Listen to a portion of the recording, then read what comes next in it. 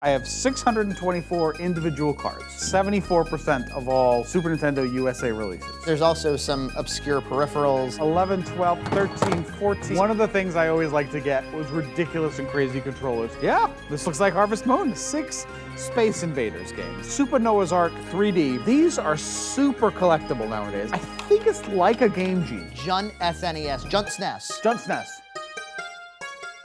Frankie, we're back with another round of rare items in my collection. Is there an order we should do this in? Definitely. We're gonna be looking at the Super Nintendo Modem, which used to allow you to play with your friends over the telephone lines. We're gonna take a look at where you could play Super Nintendo games in the arcade, kind of flipping the thing that we talked about on that episode where you play your arcade games at home. I've got a few prototype games that we're gonna take a look at, and then I've got a Super Game Boy 2 from Japan. And finally, one of the most cool pieces in my collection, development boxes that they used to develop Super Nintendo games on. 2 of the most rare things in my collection, certainly 2 of the most valuable. I think having like a development kit is really neat. Like, make your own Super Nintendo game. You know, I make games from here, there. There's Box Max, Secret of the Seven Shells, released a couple of years ago.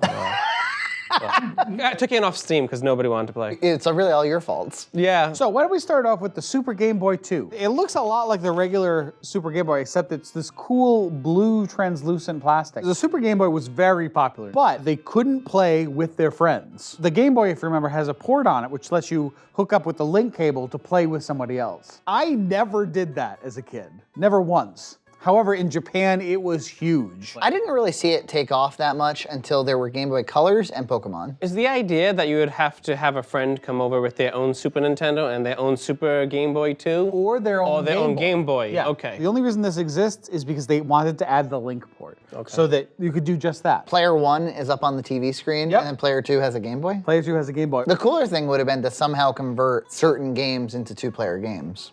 That would have been pretty cool, but that was beyond the scope of this device, which literally just has a Game Boy inside. Literally, that's what makes it a 2, Game Boy 2. The 2 is just because of the port, and they have to obviously change the board to add the port, but that's really pretty much it. I just like the blue translucent plastic, and it is kind of uncommon. The Game Boy has a really good library of games. It does. There are solid games to play on that system. It's not just a watered down NES. Yeah. For the longest time, Game Boy was my favorite. I had so many games for it.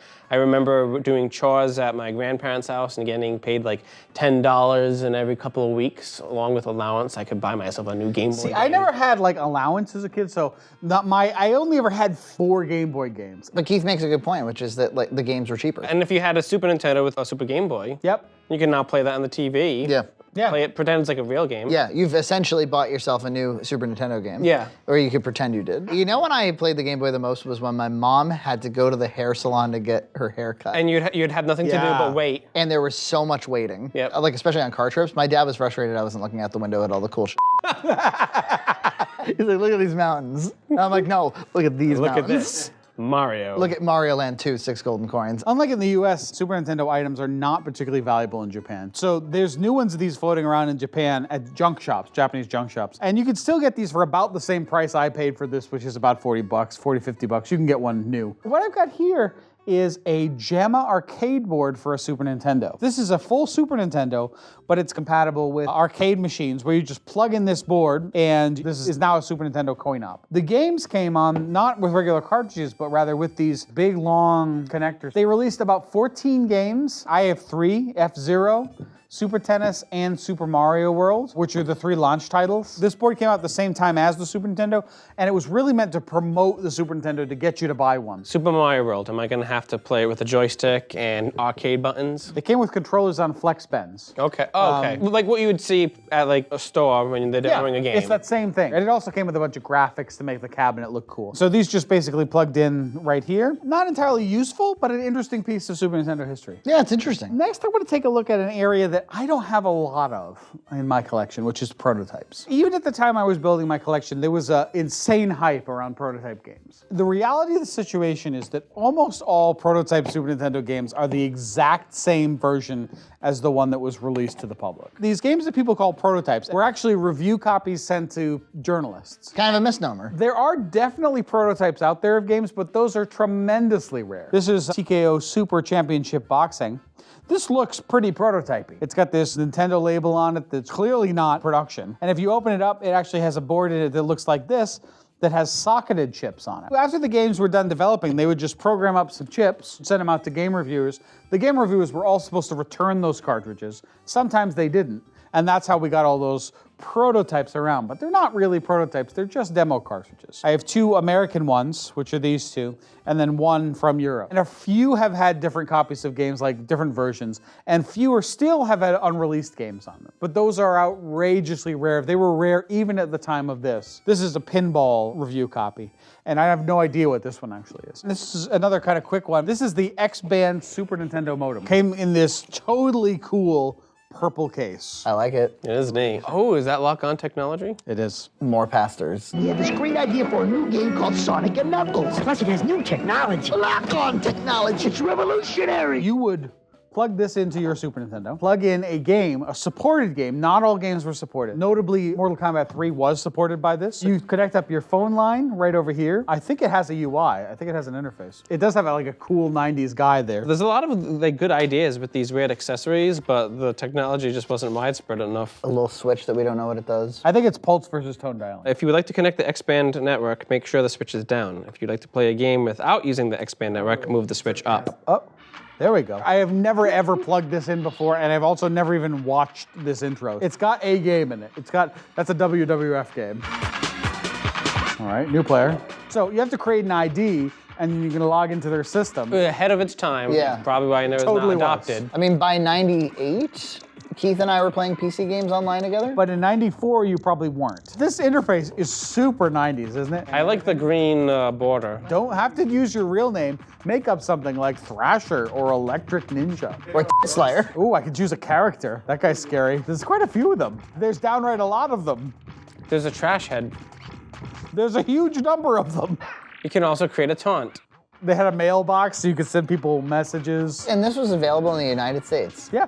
I can't send people messages on the Nintendo Switch, but I can on the X-Band. Seems to be a problem with the phone line. Make sure it's connected. This is very slick. I'm surprised at how slick it is. X-Band probably thought that they were going to be the ones. What a revolutionary idea. that Yeah. You could play like over the internet with friends. I mean, the latency must have been awful. The input is what had to go back and forth.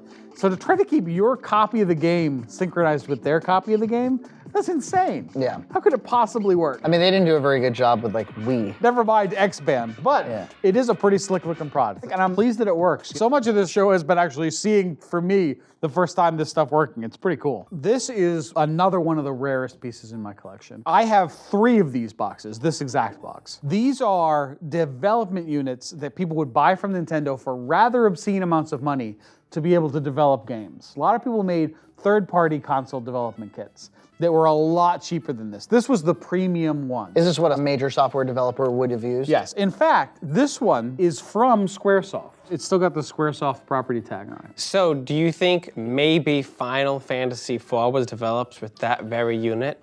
I know for a fact the game Secret of Evermore was developed. Really? Yes. On this particular unit? These two, the 2 that I have. I wish I liked that game. It is kind of cool. It is cool. It was the only game developed in the US by Squaresoft. Actually, I spoke to one of the Squaresoft developers and he confirmed that this was one of those units. It's also possible that these might have been used for the translation work of some of the other Square titles. Like Chrono Trigger? It's possible. I don't have confirmation of that, but you certainly could have done that work on these machines. These come up for sale once in a while. There's one on eBay right now for about $4,000. These I think I paid $500 or $600 a piece for back then. There was one more that I wanted to buy that I should have bought that went into the 700s, and 600 was kind of my limit. That one had the software. That's the big problem. I do not have the software to drive these boxes. So this is maybe $500 or so. Yeah. What did Squaresoft pay Nintendo for it? $11,000. Okay. There were also licensing costs. Of course. So we've got 2 normal Super Nintendo controller ports with a custom plastic. This particular one is number 134. There were at least 280 made. Standard IEC power port, on-off switch, analog RGB port. You've got a MIDI port and also a sound input port, which allowed you to record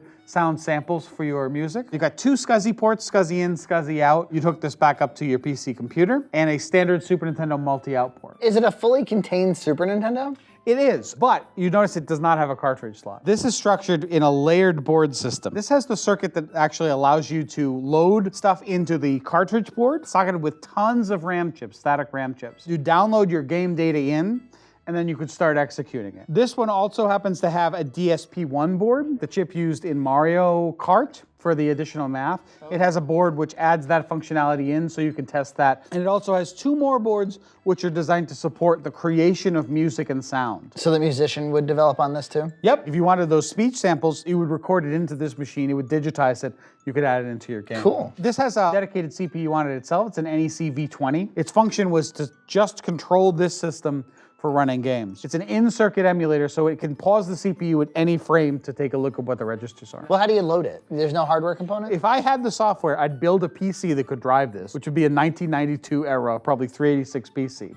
That ran DOS 3.3. If I need to buy a SCSI card for that, I would do it. It would cost me a couple $100. I'd do it in a minute to try it out. I never noticed this before until just today. There is a expansion connector port. You want to make external peripherals? This is how you do it by this bus. Okay. And no one ever did except for that one satellite-based interface. And this one is actually extra special because it has a Satellaview on the bottom. In Japan, they actually had a satellite that would broadcast down content for your Super Nintendo. So this has everything that a real Super Nintendo has. I had never noticed that port before. This is another device along that same line. This is called an SF Box 2. This is a Japanese development box made by the Ricoh company, who actually made the Super Nintendo processor. You got a break button where you can stop execution if you want to right away. You've got some standard Nintendo chips here, and you've got a cartridge slot here. You can actually just plug in a game, and then if you want to break at a certain point, you can. What does break mean? If you're executing a program, right, and you want to halt the program and see what is happening this second, publishers would really try to please Nintendo as much as they possibly could, because otherwise all that development effort that they put into the game is basically wasted. But I bet you Genesis would take them if they really... But your game is now developed for a different platform. It's not like you can just instantly change from Genesis to Super Nintendo. Is that right? I thought they were all like just programmed in C. They are, but the way you interact with the hardware is totally different between the two. The Genesis, for example, is much more powerful. It's much faster than a Super Nintendo. There you have it, some more rarities from the collection. Maybe we'll make a game. Maybe? Maybe about Box Mag. Or maybe not.